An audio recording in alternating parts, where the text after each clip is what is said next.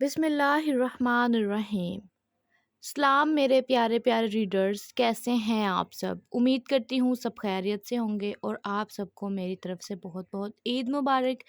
کیونکہ یہ ویڈیو میں عید پہ ریکارڈ کر رہی ہوں، کب آپ کو ملتی ہے پتہ نہیں، پھر بھی عید مبارک۔ کیسے ہیں آپ سب؟ امید کرتی ہوں سب خیریت سے ہوں گے۔ آج میں ایک نیا ناول شروع کر رہی ہوں جو بہت ہی مزے کا، بہت ہی انٹرسٹنگ ہے، جس کا نام ہے تو منزل عشق کی۔ یہ میری ای بک ہے جو میں اب فرسٹ ٹائم یوٹیوب پہ اپلوڈ کرنے جا رہی ہوں آپ سب کے لیے۔ ناول ہر روز اپلوڈ ہوا کرے گا۔ اگر آپ لوگوں کا رسپانس اچھا ہوگا تو پہلی قسط پر 60 لائک آئیں گے تو میں نیکسٹ لانگ پوسٹ کروں گی۔ پہلی قسط کیسی لگی آپ کو پڑھ کے آپ نے مجھے ضرور کمنٹ میں بتانا ہے، اور ڈیپینڈ کرتا ہے آپ کے رسپانس پہ۔ تو چلتے ہیں اپنے ناول کی طرف۔ ارسل شمشیر علی کا اکلوتا بیٹا تھا جسے بہت لاڈ پیار سے پال پوس کر بڑا کیا گیا تھا۔ شمشیر علی کی ہارٹ اٹیک کی وجہ سے موت ہو گئی تھی۔ اس کی وفات کے بعد ارسل کی ماں نے اسے پڑھایا لکھایا اور ارسل کے ساتھ ساتھ اپنی 2 بیٹیوں کی بھی، زائرہ اور زویا کی بھی پرورش کی۔ شمشیر علی کی بے حد جائیداد تھی جو اب ارسل کے نام پر تھی۔ فرزانہ بیگم کو اپنے بیٹے ارسل کے لیے ایک سلجھی ہوئی لڑکی چاہیے تھی، مگر ارسل کسی اور لڑکی سے محبت کرنے لگا تھا۔ کہاں گیا ہے ارسل؟ ارسل، ارسل بیٹا کہاں ہو؟ دلہن آپ کا انتظار کر رہی ہے کمرے میں۔ مامی جان، ارسل تو باہر گیا ہے ابھی ابھی۔ ارسل کے کزن سعد نے کہا۔ ارسل باہر گیا ہے؟ باہر گیا ہے کیا مطلب باہر گیا ہے؟ تم لوگوں نے اسے روکا کیوں نہیں؟ وہ اچھے سے جانتا ہے دلہن اندر اس کا انتظار کر رہی ہے۔ مامی جان، ہم نے اسے روکا تھا مگر اس نے کہا کہ وہ کسی ضروری کام سے جا رہا ہے۔ سعد بیٹا، جاؤ دیکھو، ابھی زیادہ دور نہیں گیا ہوگا وہ۔ جی مامی، میں دیکھتا ہوں، آپ اندر جائیں۔ اتنا سمجھایا تھا میں نے اس لڑکے کو، پتہ نہیں اس کی عقل کہاں چلی جاتی ہے۔ فرزانہ بیگم بڑبڑاتی ہوئی اندر چلی گئی۔ کیا ہوا امی؟ پریشان لگ رہی ہیں آپ مجھے؟ زائرہ نے کہا، جو باہر ٹی وی لاؤنج میں صوفے پر بیٹھی جیولری اتار رہی تھی۔ کیا ہونا تھا؟ ارسل پھر سے اپنی ضد پر آ گیا ہے۔ اس لڑکے کو میں نے اتنا سمجھایا تھا کہ کوئی تماشا نہیں ہوگا اب، مگر شاید اسے میری بات سمجھ میں نہیں آئی تھی۔ فرزانہ بیگم سخت لہجے میں بولی، اوہو امی، کیا ہو گیا ہے؟ آ جائے گا، فکر نہ کریں آپ۔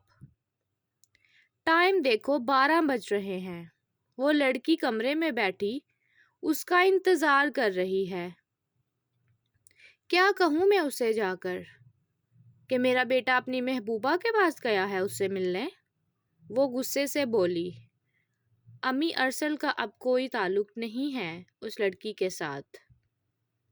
زائرہ نے جواب دیا، میں اچھے سے جانتی ہوں اس کا تعلق اس کے ساتھ ہے یا نہیں ہے، تمہیں مجھے بتانے کی ضرورت نہیں ہے۔ تو امی، جب آپ اچھے سے جانتی تھی کہ وہ اس لڑکی سے اس قدر محبت کرتا ہے تو آپ کو بھی اپنی ضد اور انا کو ایک طرف رکھ کر بیٹے کی خوشی کا خیال رکھنا چاہیے تھا۔ زائرہ نے اپنی امی سے کہا تو وہ بھڑک اٹھی۔ دھیرے بولو، دھیرے بولو، اگر دلہن تک آواز پہنچ گئی تو وہ کیا سوچے گی؟ پاگل لڑکی، آج نہیں تو کل معلوم ہو ہی جائے گا اسے بھی۔ بھائی کی اصلیت، آپ کچھ بھی کرتی رہیں۔ زائرہ نے اپنی جیولری اٹھائی اور بولتی ہوئی کمرے کی طرف چلی گئی۔ یا اللہ، میں کہاں پھنس گئی ہوں؟ اس لڑکی کو کب عقل آئے گی؟ ماما، ماما مجھے ابھی برگر کھانا ہے، مجھے لا کر دو جہاں سے مرضی۔ ماما، زریار کی آواز پورے گھر میں گونج رہی تھی۔ زریار اپنی امی کا دوپٹہ کھینچے ان کے پیچھے پیچھے پھرتا برگر کھانے کی ضد کر رہا تھا۔ ٹائم دیکھو زریار بیٹا، رات کے 12 بج رہے ہیں۔ یہ گاؤں ہے، اس وقت یہاں سے برگر نہیں ملتا۔ زویا اسے ابھی تک پیار سے کہہ رہی تھی، مگر زریار کو شاید اپنی ماما کی بات سمجھ ہی نہیں آ رہی تھی۔ یہ کیوں شور مچا رکھا ہے اس نے؟ پہلے ہی سوچ سوچ کر میرا سر درد سے پھٹنے والا ہے، فرزانہ بیگم بولی۔ امی، زریار برگر کھانے کی ضد کر رہا ہے۔ میں کیا کروں اس لڑکے کا؟ ہر وقت اسے بس کھانے کو چاہیے ہوتا ہے، زویا نے اپنی امی کے پاس صوفے پر بیٹھتے ہوئے کہا۔ اس کے باپ نے اسے بہت زیادہ سر پر چڑھا رکھا ہے۔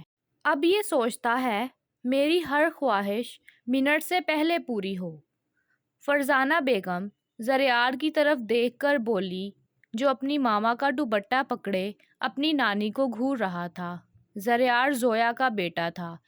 زویا کی شادی ایک بہت بڑے اور امیر خاندان میں ہوئی تھی۔ اس کا شوہر وارث شاہ بہت ہی اکڑو تھا، جس کی ناک پر ہر وقت غصہ ہی دھرا رہتا تھا۔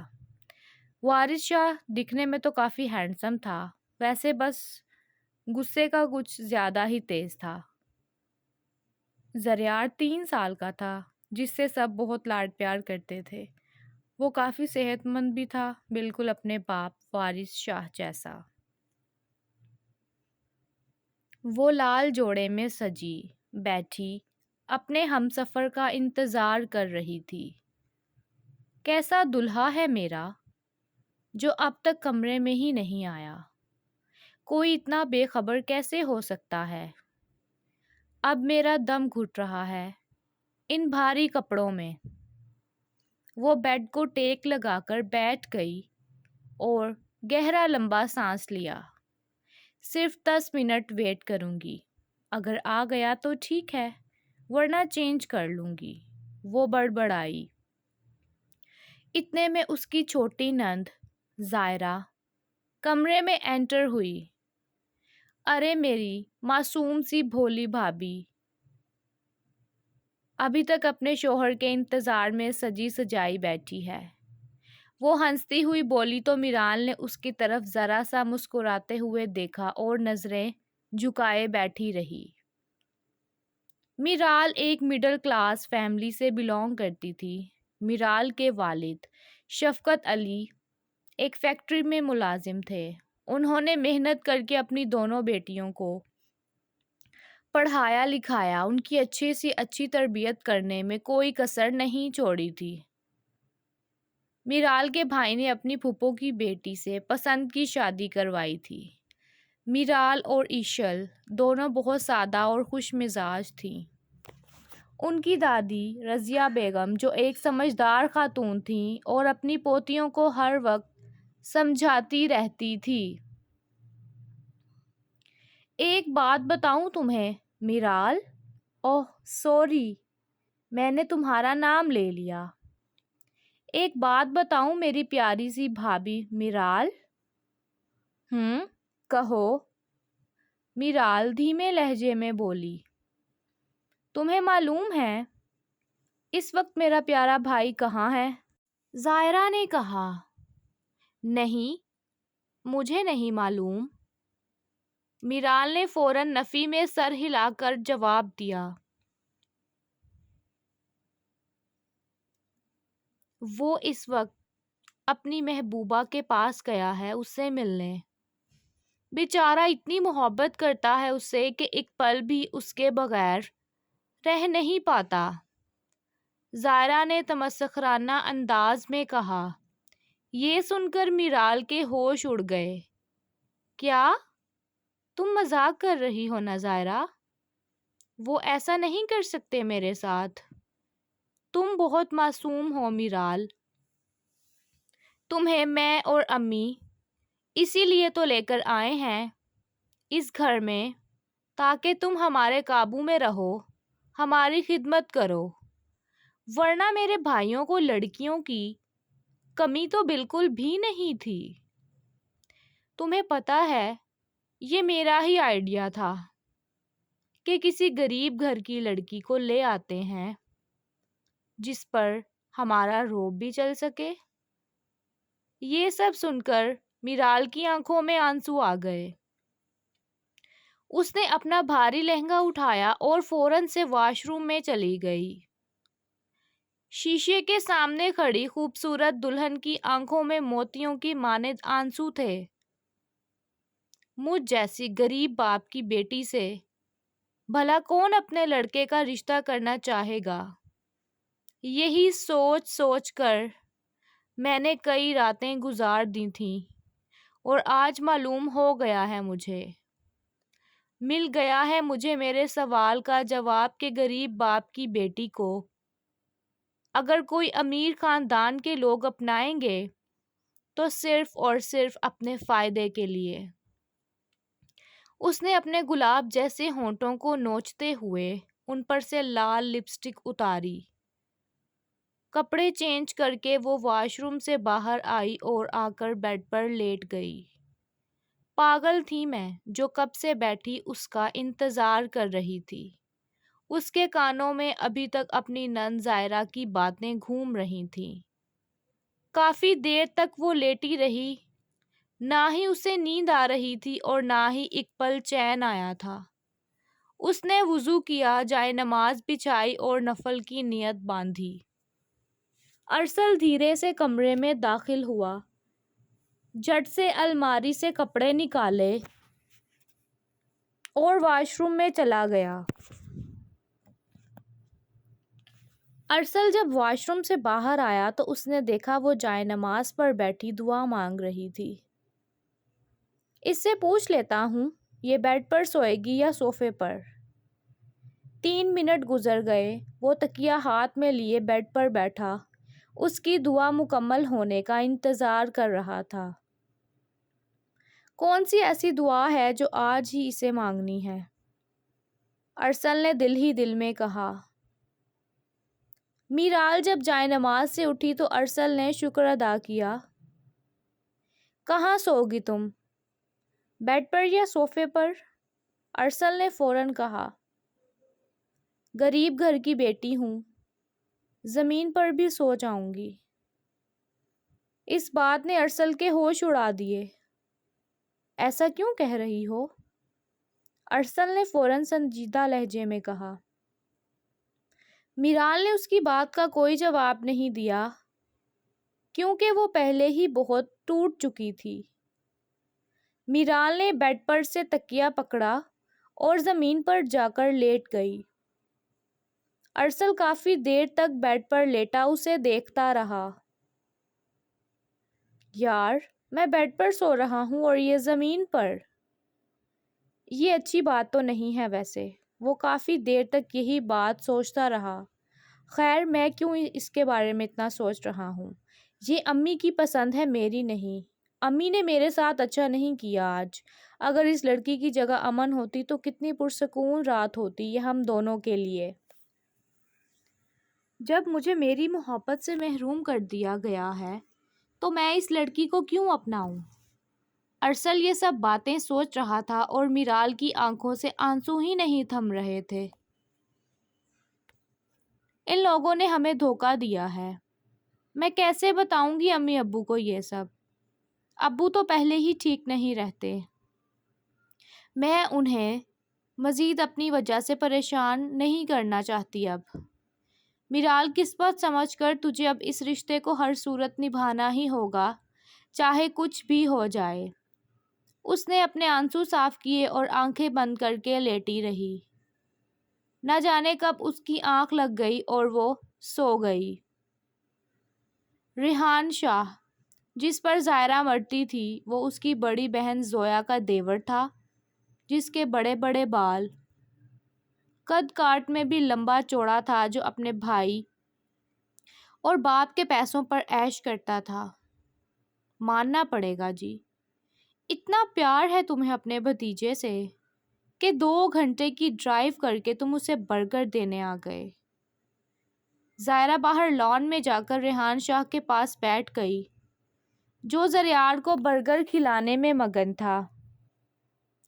زریار، خالہ سے بھی پوچھ لو، اکیلے اکیلے کھا رہے ہو برگر؟ ریحان شاہ نے زائرہ کی بات کا کوئی جواب نہیں دیا۔ ریحان شاہ نے زائرہ کی بات کا جواب دینا بھی گوارا نہیں کیا۔ چاچو، میں نہیں دوں گا زائرہ خالہ کو برگر، یہ مجھے اپنے کمرے میں بھی نہیں آنے دیتی۔ زریار نے اپنے چاچو سے زائرہ کی شکایت کی۔ آپ نہ جایا کرو اس کے کمرے میں، ریحان شاہ نے کہا۔ ارے میرے پیارے زریار، وہ تو میں اس لیے کہہ رہی تھی، آپ میری چیزوں کو چھیڑتے ہو، پتہ ہے نا خالہ کی کتنی مہنگی چیزیں ہیں؟ زائرہ جھٹ سے پیار بھرے لہجے میں بولی۔ زریار سے زیادہ اچھی ہیں کیا تمہاری چیزیں؟ میرے کمرے میں جب چاہے یہ چلا جاتا ہے، جا کر میری چیزیں چھیڑتا ہے، نہ جانے اس نے میرے کتنے مہنگے مہنگے پرفیومز توڑے ہیں، وہ آج گم کر دی ہیں، مگر میں نے آج تک اسے کچھ نہیں کہا اور نہ اپنے کمرے میں جانے سے روکا ہے، کیونکہ ہمیں اپنے زریار سے پیار ہے، چیزوں سے نہیں۔ ویسے تم کیسی خالہ ہو نا؟ میں نے تو سنا تھا خالہ کو اپنے بھانجا بھانجیوں سے بڑا پیار ہوتا ہے، ہر چیز قربان کر دیتی ہیں ان پر، مگر تم تو بالکل ہی مختلف ہو۔ ریحان شاہ نے زائرہ کی طرف دیکھتے ہوئے کہا۔ بس کر دو ریحان، اب تم زریار کے پیچھے مجھے ذلیل کرو گے، ہم اپنی بات نہیں کر سکتے کیا؟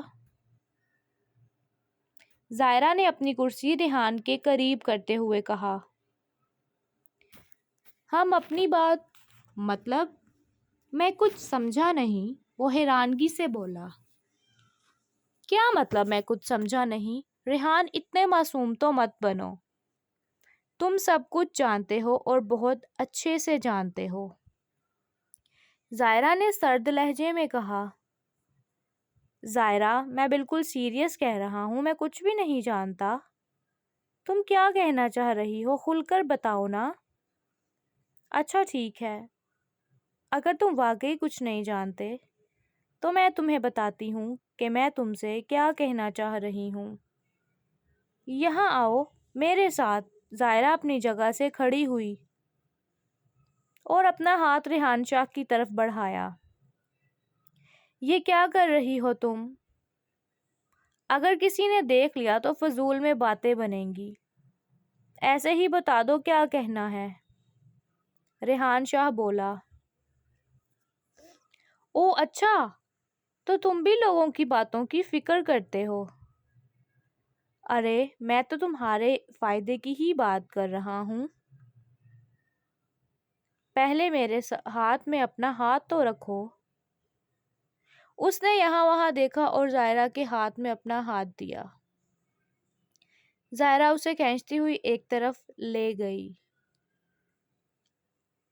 زائرہ ریحان کے سامنے گھٹنوں کے بل بیٹھی اور پھر سے اپنا ہاتھ اس کی جانب بڑھایا۔ میں تم سے بہت محبت کرتی ہوں ریحان شاہ، کیا تم مجھ سے شادی کرو گے؟ یہ سن کر ریحان شاہ ایک دم چونک گیا۔ یہ سب کیا ہے زائرہ؟ وہ ہنستا ہوا بولا۔ کیا مطلب کیا ہے؟ میں اپنی محبت کا اظہار کر رہی ہوں تمہارے سامنے، تمہیں یہ سب مذاق لگ رہا ہے کیا؟ چاچو کہاں ہو آپ؟